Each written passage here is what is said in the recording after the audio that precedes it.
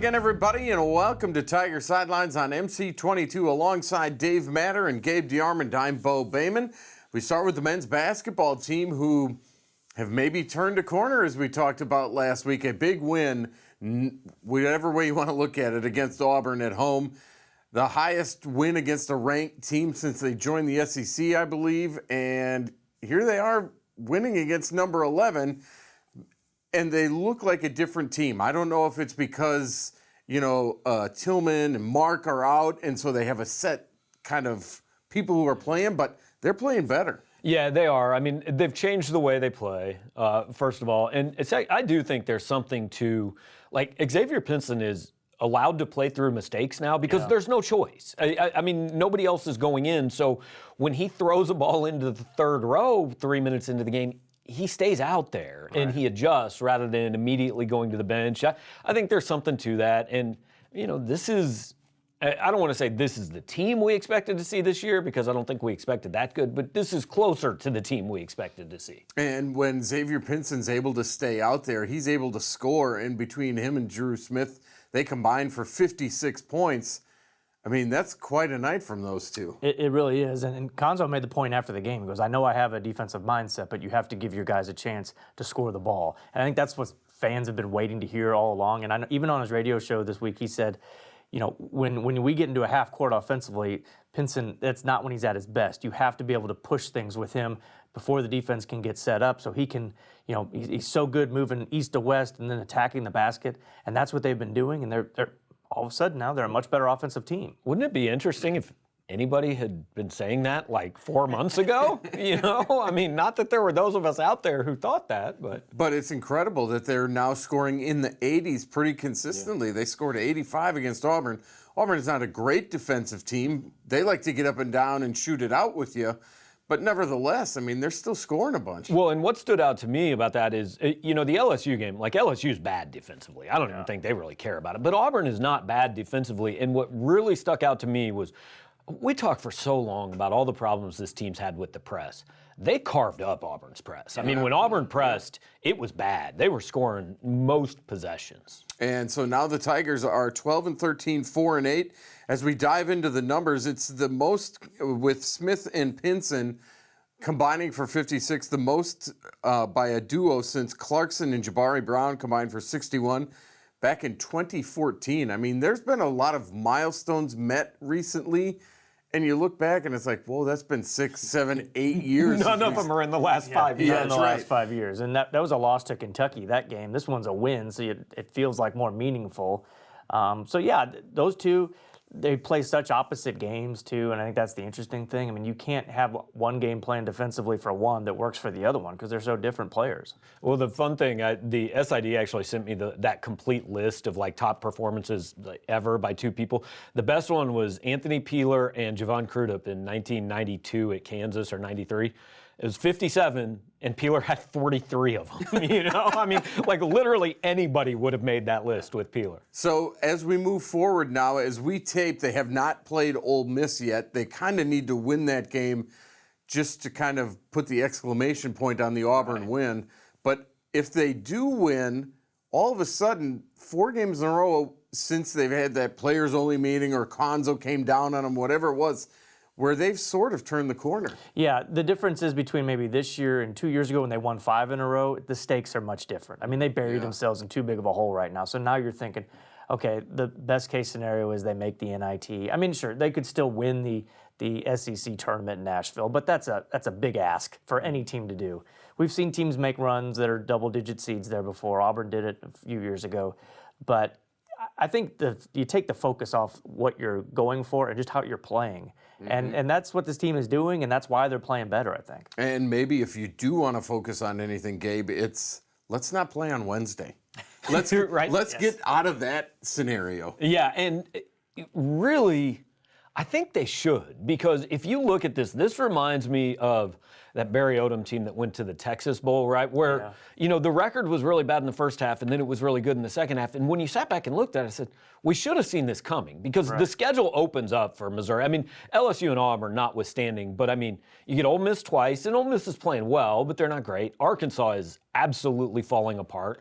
Vandy's not any good. And then Mississippi State and Alabama are both home games. Right. I mean, what you've got to end the season is really 6 games that you look at and say, they're all winnable. I don't think they're going 6-0, but they're all winnable games.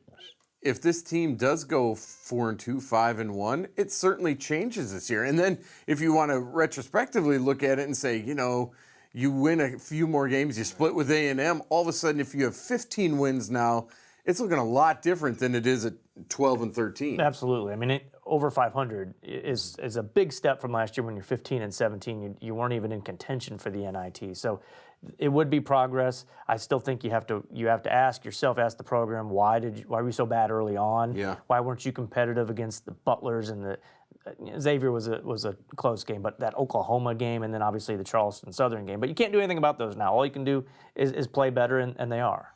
Do you think it's because Mark Smith and Tillman have been out for a significant time? I think you can say they're playing better without those guys, but it's not necessarily because those guys are. I mean, look, Jeremiah Tillman's a better player than Reed Nico. He just is. But I do think maybe there's a little something to what you look at is maybe they had the offense running through the wrong guy at the beginning of the season. And I don't blame Conzo Martin for that. Anybody that coaches this team would have looked at it and said, we want to run things through Tillman because he gets double teams and it opens up other guys. But now when you look at it, I mean, they're not running anything through Reed Nico. He's there. He's occupying a guy, but they're running it through Pinson and Drew. And so what if they would have been doing that since day one? Fouls continue to be a trouble spot for this team. I mean, it got to a point where Parker Brown was in there. Now, he made the most of when he was in there. Played very well, I thought. But, I mean, it's something. When they try to go in the middle, Reed Nico is really susceptible, even if he stands straight up to get called. Yeah, I think the difference, one thing I think is better about Reed than Tillman is Reed gets his fouls on the defensive end. Yeah. So it's not a turnover. If anything, you're putting the other team at the line, and then it's, they may miss. And Auburn missed a bunch the other night. But I think also Pinson got his 4th foul with like 12 minutes left. He was fine after that. So they can play under control. I think they just get too aggressive sometimes. And that's something you got to rein in because we know they're not very deep at all. But I think teams in this league now have the reputation that they foul a lot, so we're going to call a lot of fouls. I mean, I looked at it yesterday. There are 11 SEC teams that would lead the Big Ten in fouls per game. Wow. The SEC calls about a foul more per team per game than any other high major league in the country. And it's not SEC officials. There's no such thing. So I guess it's just they come in with a reputation of, hey, you better get this under control or it's going to get out of control. Interesting note, too, Auburn was terrible. I mean, terrible from the three-point line. I mean, they make a couple more and they probably win. Yeah, and I think you give some credit to Missouri because Gonzo even said after the game, we're going to let Wiley score, and they did. I mean, he scored pretty unimpeded, got to the basket, but they played really sound defense on the perimeter. Javon Pickett, he took 2 shots, missed them both, had 1 point in 35 minutes, but he was all over the place defensively. And they had a little video that they put out, and the guy in the locker room who was most excited about how things worked was Pickett, and he took 2 shots. So I think every team needs somebody like that, a glue guy. We've talked before about his scoring, but his scoring is not that valuable if he's playing like he did the other night on defense. It seems like they're coming together. It gives you a little bit of hope as you look forward. That's the main thing. It does. I think there's 2 ways to look at it, but really I think the difference between being where Auburn is and where Missouri is, it's like 5 plays over the course of a season. And that's not to say, look, Missouri is what they deserve to be, so is Auburn. But Auburn is 5-0 in overtime games. They're 10-0 in 2-possession games. I mean, they are one of the, they're good, but they're lucky. Mm-hmm. Missouri hasn't been lucky, hasn't really made its own luck either. But if you just, again, don't lose to Charleston Southern, sweep A&M, which you should have done, you're 15-10, and you might not be in the tournament, but you're still talking about it. The line's just not very big. And as you mentioned, if you're 15-10, looking at the schedule that's left, you find a way to 20-plus wins. Oh, absolutely. And even if you don't sweep A&M, just split with them and win the one at home. Because A&M's better than anybody thought they'd be this year, so it probably wouldn't kill you in the quadrants and all that. But they got to protect their home court. I know we're taping this before the Ole Miss game, but if they lose that game, it would just kind of kill momentum. And because you've got to take advantage when you get a team. Now, Ole Miss's record isn't I think they're better than their record, but they're like 0-4 in games against decent teams and decided by 5 or fewer points. They can't finish. So something's got to give. They are Missouri. Yeah. I mean, the record's almost the same. Ole Miss is 1-7 on the road. Missouri's 1-8 on the road. It's been the same season. Yeah. And speaking of on the road, Missouri will go on the road this weekend when they play at Arkansas. Arkansas has just been a mess. I mean, in the last, 3 weeks? Yeah, they've 4 lost weeks? 7 of their last 9, I think, at this point, 4 in a row. That's hard to fathom, but it's happened. Yeah, well, but Fayetteville that's just a place where it seems like Missouri in particular doesn't really play very well. Yeah. And even when they do play well, they find a way to lose the game. You know, Phil Pressey's team, I think, lost one late down there.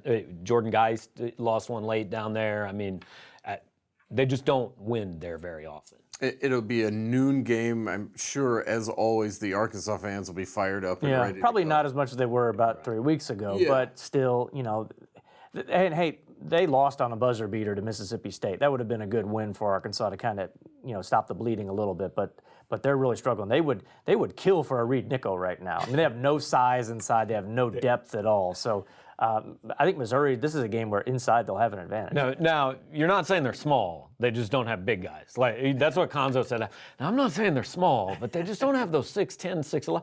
No, I mean, you're saying they're small. It's not an insult. It's just a fact. And this is a team that Missouri beat in overtime. Right. Arkansas had a shot to win at Mizzou Arena, took a terrible shot. Mizzou kind of held them at arm's length the whole game. So going on the road might make the difference. It could be another close game, but because you're on the road and you struggle away. They've got to do what they did against Mason Jones last time because I think he scored 38 the other day against Mississippi State. He can go for 40, and I think he only had, 17 against Missouri. They did a really good job on him. So that will be on Saturday. We'll see what happens with the Ole Miss. But again, signs are pointing up, which 2.5, 3 weeks ago we couldn't say. I mean, we were sitting here saying, where is this program going? But like Dave said, I mean, they played the Ole Miss game before anybody's going to see this. They lose to Ole Miss.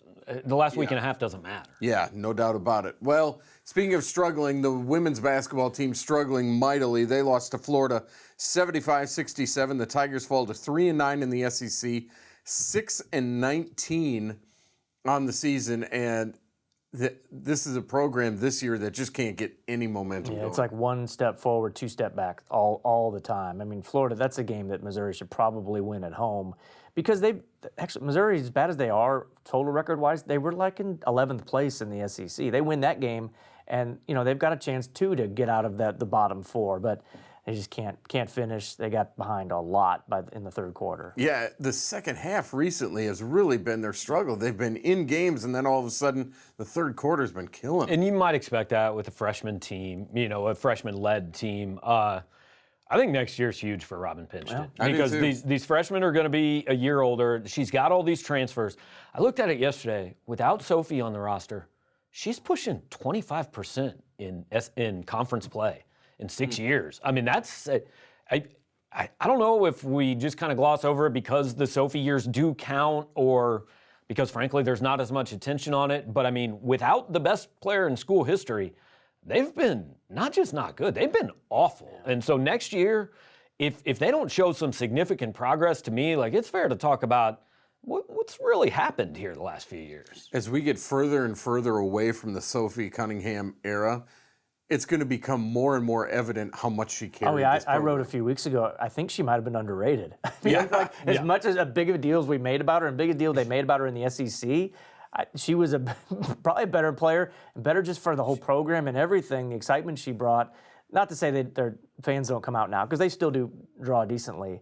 But, man, she meant a lot more than maybe we gave her credit for. Because if you take her off those teams, like Lauren Aldridge, good player. Yeah. Her sister was good. The Porters were good. But she made them all better. She legitimately took a bad program, which is what it's been for most of the last 30 years, and took them to the upper third of the best conference in the country. And it was pretty much all her. It's amazing to think that the best player in school history might be underappreciated. And we sat here and said, boy, how can they not get to a Sweet 16? But maybe that's why. Yeah, they might have hit a ceiling. I mean, that might have been it. And not to say they can't be better next year. I mean, Blackwell is really promising. I mean, she does a lot of good things, and she just needs to cut down on the turnovers a little bit, shoot a little higher percentage, but they've got some promising parts there. It's not like you say, oh gosh, there's nothing, it's pretty grim here, but they've got to turn that into wins next year. I think you're right. The Tigers will play at Vanderbilt on Thursday at 7, then host Ole Miss Sunday at 5 p.m. So we'll see what the ladies can do. Hopefully they can get a win this week, because I think that's they've been in games, and I know they've won a few, but they need to win a couple down the stretch, don't you think? Yeah, they're probably going to have single-digit wins on the year. And Yeah. That's just there's a big difference between winning 9 and winning 10. I mean, it's a bad season either way, but it's just a bad look. Absolutely. All right, let's take a break. When we come back, we will check the old tweet machine. You're watching Tiger Sidelines right here on MC22.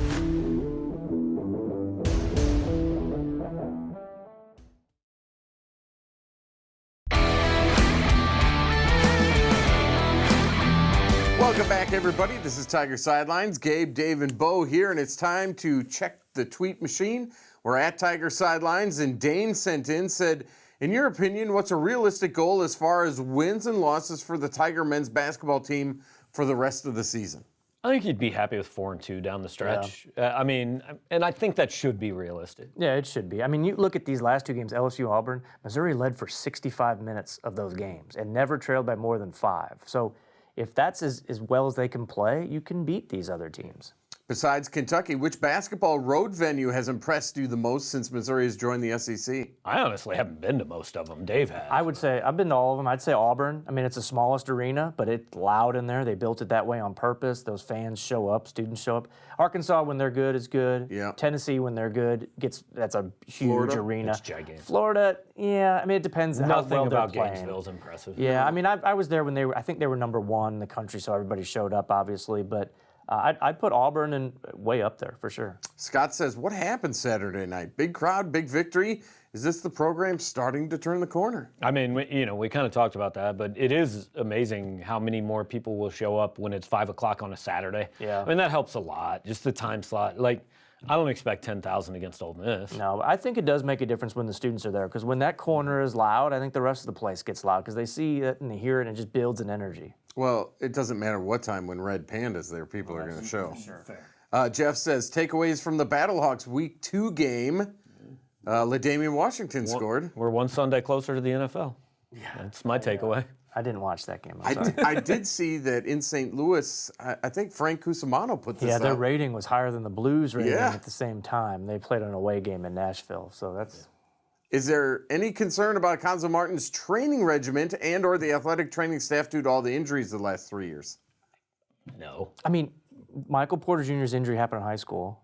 Like, it was in an all-star game. Jonte tore an ACL. Jonte tore an ACL. Mark Smith's foot injury last year, that started in high school. And, like, some of these things are just freak injuries. Guys get hurt. The Tillman injury is still a little mysterious.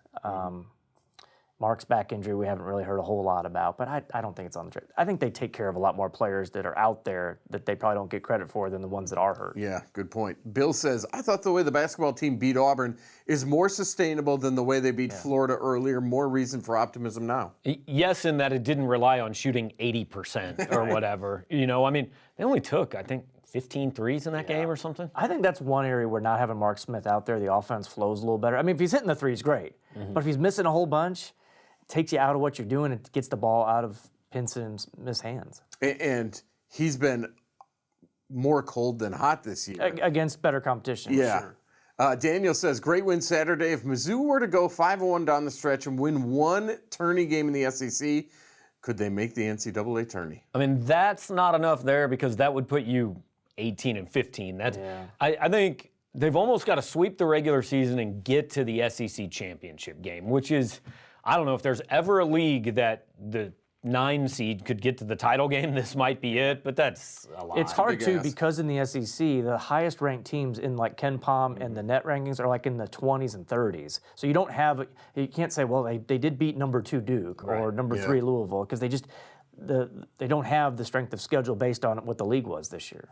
Mizzou Pride says, have we seen Tillman play his last game in a Tiger uni? I mean, I don't think we're qualified to answer that, but I understand the question. I mean, he played once for 8 minutes and now he's just not there anymore. I mean, I'm not sure he knows what he wants to do yet, and so it'd be unfair to speculate, but he hasn't played much lately, and he did come back for that one game. If he does not come back to Mizzou, are there NBA people that would look at him? One, I don't think so based on how he's played, and two, he didn't play much this year with the injury, so it's hard. He kind of gets an incomplete grade. Yeah, no doubt. What are the chances the SEC bucks the NCAA and allows Mizzou baseball and/or softball into the conference tournaments? Negative 350,000%. I mean, there's just no precedent for that happening. Yeah. It just doesn't happen. And you don't do it even if the team is good, and that's what. Because it sends a message to everybody else. Yeah, cheat. be good. Just cheat. It's fine. Cheat and then be good, and you'll get back in. Are the Tigers better without Tillman? They seem to have found a style and a little bit of cohesiveness. Does the return of Smith and Tillman throw that off? I'd be interested. The interesting one to me is Mark Smith. If Mark Smith comes back, I don't start him. No. I mean, they're better with X and Drew Smith as the backcourt. Right, and with Reed and Tillman, you said earlier, Tillman's a better player, but I think they're getting more out of Reed Nico right now. If you look at like rebound rate, it's higher. His turnover rate is lower because he doesn't get the offensive fouls. Upside, obviously, you like Tillman more, but again, they don't build the offense around Reed Nico. Instead, it's almost like a bonus if he scores 10 points. Mm-hmm. At Knobs 21, any news on the curator that leaked the news on the coaching search to the press? Feel like that's a major issue that was swept under the rug. Look, I can say this: 2 of the 3 people sitting here didn't sweep it under the rug. I mean, are we going to say who it was? No, because honestly, I'm not even sure we know. But No. And we're not revealing our sources, Right, at least not on Tiger Sidelines. Or anywhere. or anywhere. Coach Fanning wants to know, why isn't Konzo recruiting St. Louis with everything he has? Is there some indication he's not? I mean, He's not getting the results. But it's called recruiting. It's not called picking. Yeah. You know, this isn't a draft where he just gets to go, Caleb Love, I want you. And Caleb Love has to come here. He got Mario McKinney. How'd that work out? Briefly. Yeah, briefly.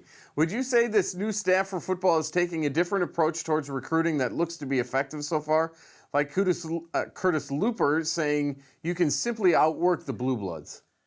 If you look at the recruiting results, they've been very similar to what Missouri always is. And even Ennis Rakestraw, like, they deserve credit for that. He had Texas and Bama offers, but I mean, they haven't landed a 4 or 5-star kid. It's Missouri recruiting. Right, and he said that, and I thought it was an interesting quote. We all used it. I don't think past staffs at Missouri ever thought, well, we can't outwork these teams. Like, they all try to work them, but he also was recruiting at Auburn. Like, that's pretty close to a blue blood. You know, they recruit top 10 classes every year. I think there's 2 things. I think they have a lot more energy, and I think they're using social media more, and so fans can see it, and so they're like, oh, look at all the stuff they're doing. And recruits can see it. So For maybe sure. it will work. We'll see. All right, thanks for all those questions. Don't forget, we're at Tiger Sidelines on Twitter. We'll take a break. We'll talk about softball and baseball. When we come back, you're watching Tiger Sidelines on MC22.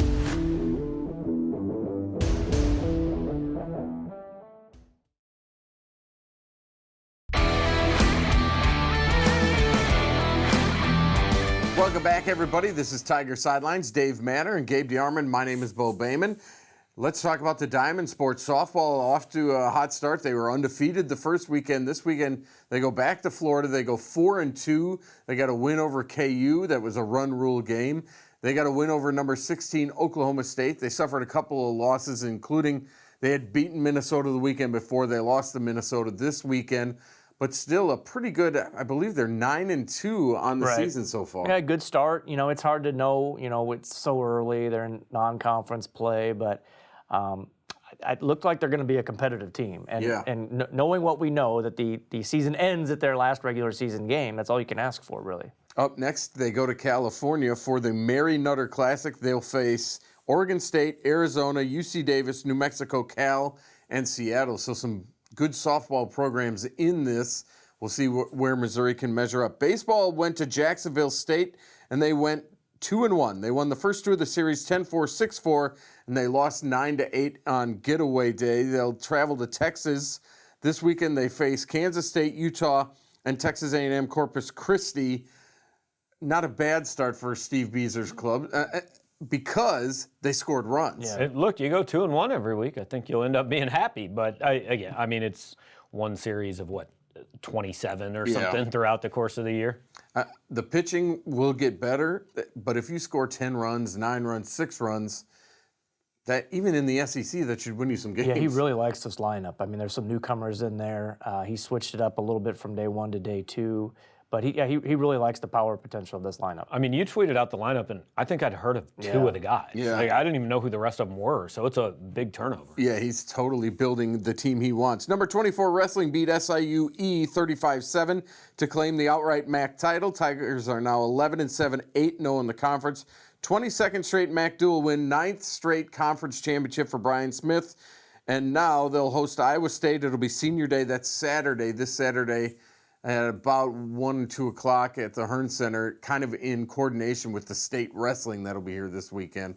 So a lot of wrestlers in town. By the way, gymnastics finished third at the Mardi Gras Invitational behind LSU and Iowa State. They set a program record on bar, scoring a 49.4. So gymnastics doing well. And back to Brian Smith, I mean, they just continue to What do you think he does with the MAC trophies now? Like, does he just kind of toss them in a drawer or something?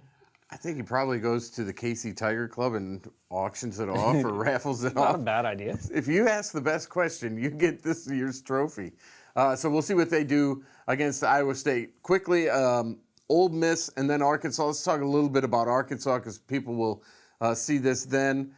What do they have to do to try to pull off the, I'm going to call it an upset there? Yeah, I mean, you got to defend because you know that they probably shoot better at home, and they are a guard-oriented team, even though they don't have Isaiah Joe. You know, it took them to overtime last time, so if you can, you know, just finish stronger, I think Missouri's got a chance. I'm going to say you got to make free throws because that's pretty much what you have to do in the SEC these days. I mean, there's going to be 70 of them throughout the course of the game. And it's different team when they play from ahead. And when they don't get far behind, they can make those free throws and then seal it out. All right, that's going to do it for this week's edition of Tiger Sidelines. For Bill and Matt and Brian behind the scenes, that's Dave Matter and Gabe DeArmond. I'm Bo Bayman. Thanks for watching. As always, this has been Tiger Sidelines on MC22.